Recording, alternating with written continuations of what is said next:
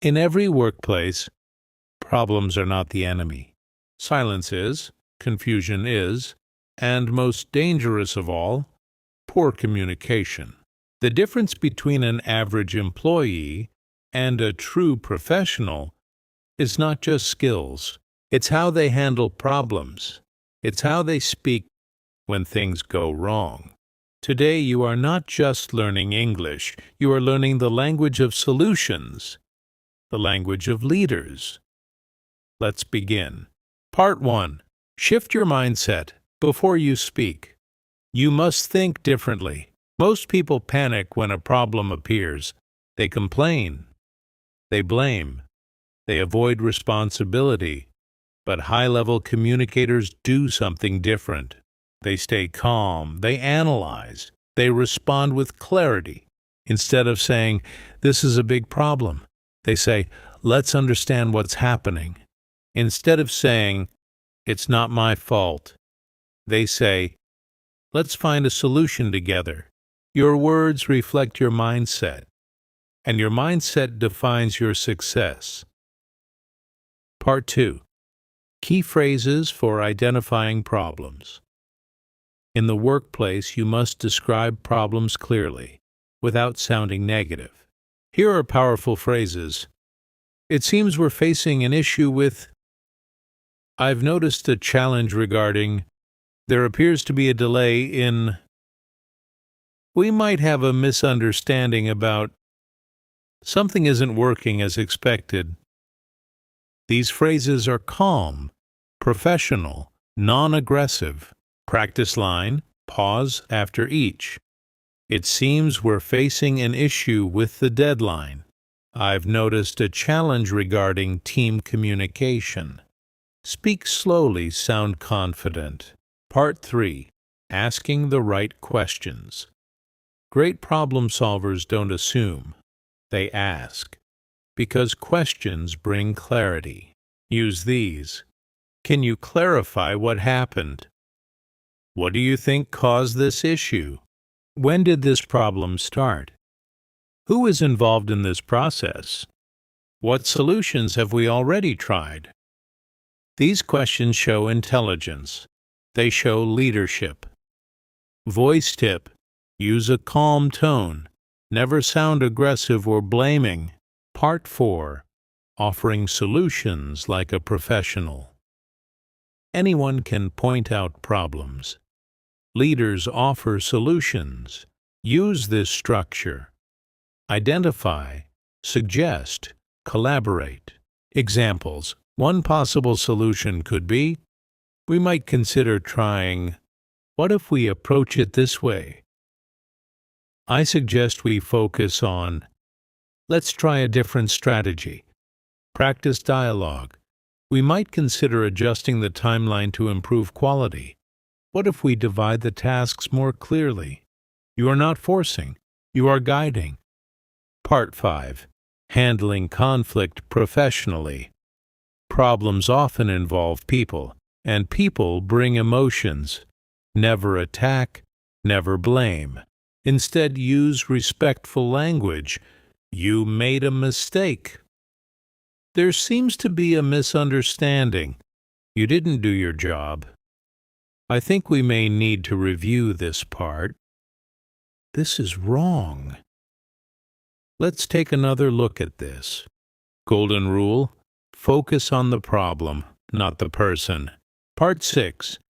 Agreeing and disagreeing politely. In problem solving, you won't always agree. But your tone matters. Agreeing. That's a great point. I completely agree with you. That makes sense. Disagreeing politely. I see your point, but that's interesting, however. I understand, but maybe we could also consider. This keeps the conversation respectful. Part 7. Taking responsibility. Strong professionals don't hide from mistakes. They own them. Use phrases like, I take responsibility for this. That was my oversight. I'll make sure it doesn't happen again. Let me fix this. This builds trust, and trust builds success. Part 8. Giving updates during problems. When a problem exists, communication must increase. Keep your team informed. Here's the current update. We're working on resolving this. We expect a solution by, I'll keep you updated. Silence creates stress. Updates create confidence. Part 9. Using positive language under pressure. Pressure reveals your communication level. Stay positive. This is impossible. This is challenging but manageable. We can't do this. Let's find a way to make this work. Everything is going wrong. We're facing some challenges, but we're improving. Your words control your energy. Part 10. Real-life scenario. Practice. Situation. A project is delayed. Unprofessional. This is a disaster. Nobody did their job properly. Professional. It seems we're facing a delay. Let's review what caused it and find a solution. Situation. Team miscommunication. Unprofessional. You didn't tell me this. Professional. There might have been a miscommunication. Let's clarify everything. Situation. Mistake in work. Unprofessional. This is not my fault. Professional. Let's understand what happened and fix it together. Part 11. Building confidence in speaking. Confidence doesn't come from perfect English, it comes from clear thinking. Speak slowly. Use simple words. Focus on meaning. Even basic English can sound powerful if your tone is strong. Part 12. Daily practice. Exercise. Every day, practice this. 1. Think of one workplace problem. To describe it in English. 3. Ask 2 questions. 4. Suggest one solution. Example. There seems to be a delay in communication. Can you clarify what's causing it? What can we improve? I suggest we have daily updates. Do this daily, and your fluency will grow fast. Final message. Slow motivational tone. In your career, you will face problems every day. But remember this, problems don't define you. Your response does. Speak with clarity. Speak with confidence. Speak with purpose. Because the person who can solve problems and communicate solutions is the person who leads.